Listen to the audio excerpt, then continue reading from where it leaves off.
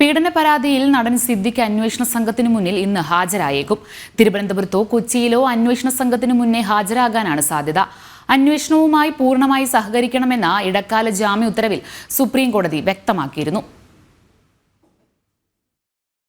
Supreme കോടതിയുടെ ഇടക്കാല ജാമ്യത്തിന്റെ ആശ്വാസത്തിലാണ് നടൻ സിദ്ദിഖ്. അന്വേഷണവുമായി പൂർണ്ണമായി സഹകരിക്കണമെന്നായിരുന്നു കോടതി നിർദ്ദേശം. ഇടക്കാല ജാമ്യ വ്യവസ്ഥകൾ പാലിച്ച് മുന്നോട്ടു പോകുന്നതിന്റെ ഭാഗമായാണ് അന്വേഷണ സംഘത്തിന് മുന്നിൽ ഹാജരാകാൻ സിദ്ദിഖ് തയ്യാറാകുന്നത്.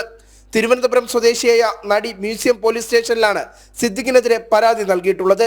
ഇതിന്റെ അടിസ്ഥാനത്തിൽ മ്യൂസിയം പോലീസ് സ്റ്റേഷനിൽ സിദ്ദിഖ് ഹാജരാകാനാണ് സാധ്യത.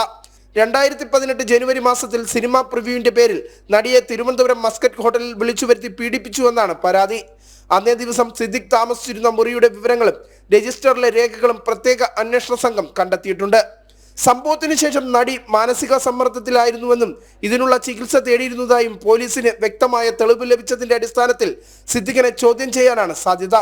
ജനം, തിരുവനന്തപുരം.